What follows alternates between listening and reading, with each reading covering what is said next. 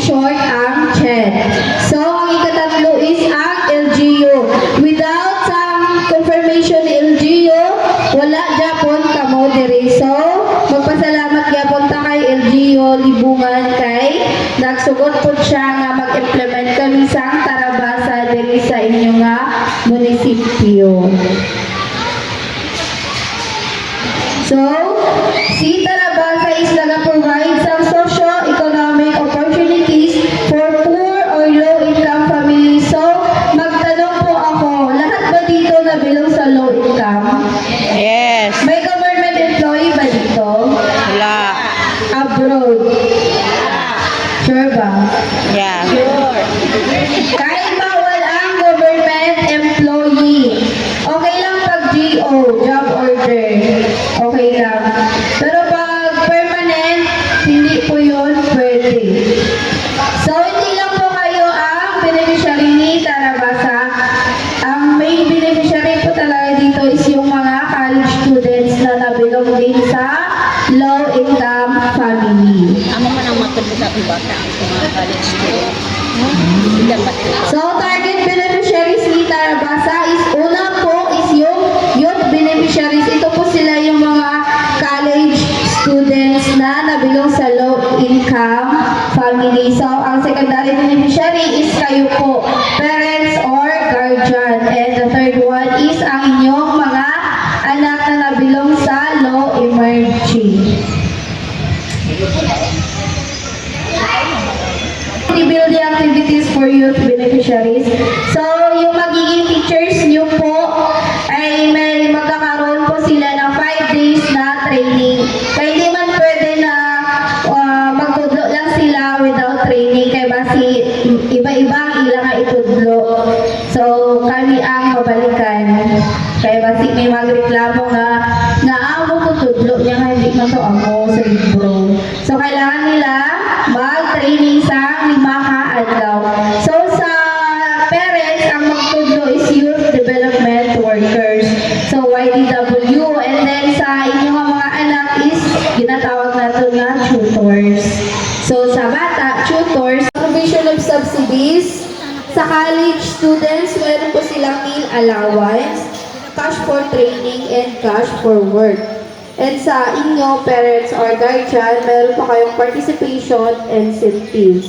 So sa indirect subsidies, knowledge products, learning kits, kung pila ilang makuha. So sa cash for training nila sa 5 ka-adlaw ang capability building or kapag training, bayad yan sila 460 per day. So 460 times 5, meron silang 2,300. So, sa meal allowance nila, kapag sa 5 days yapon, is ara sila 300 per day. So, 300 times 5 days equals ay total of 1,500.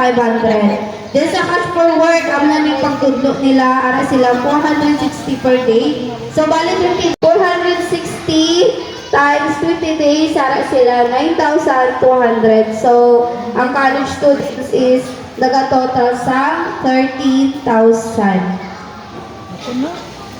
So, sa parents or guardian, amo na inyong makuha. So, sa 20 days, dapat mag-start Bawat. Anak lang.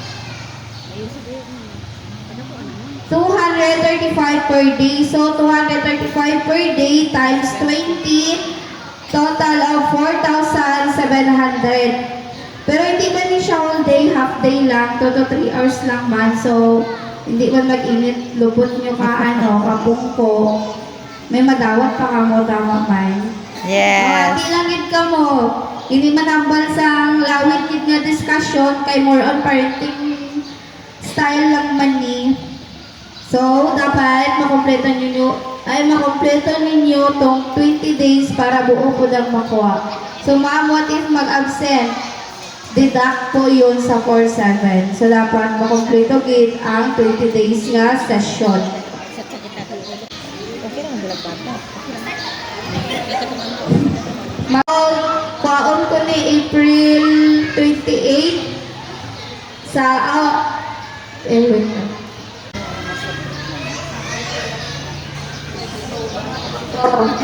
April Anak kay thumbnail ko.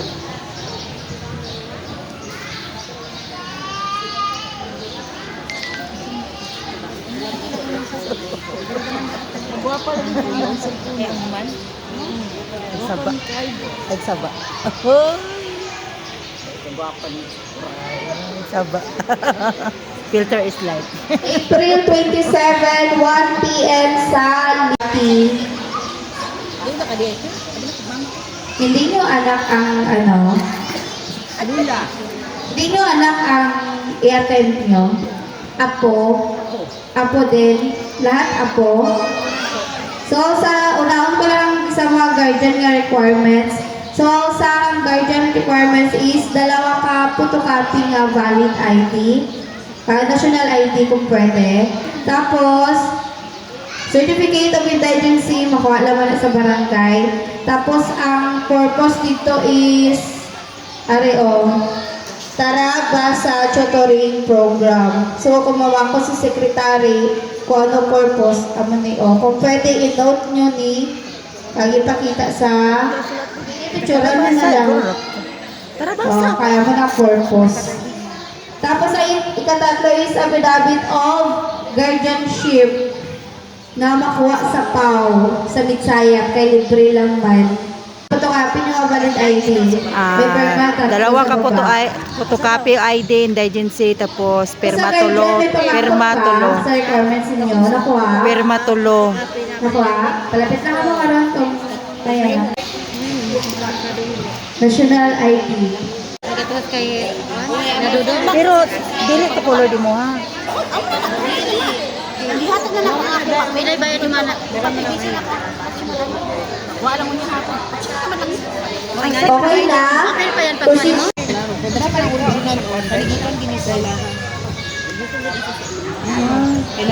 Makita ba? So, kalo ka, backpack. So, hindi lang na amo. Weasel. So, kahit hindi na ka bumagpaka sa ila nga, sila? Tumblr? Sa school, kami na mag-provide. Oo. Para sa school year 2026-2027. So, ano pa? Lapis na may eraser, crayons,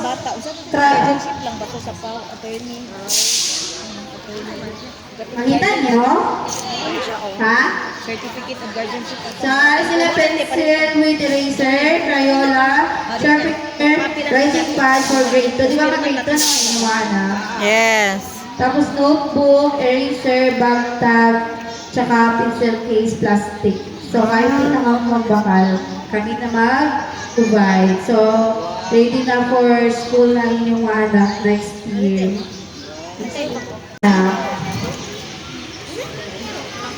May disability.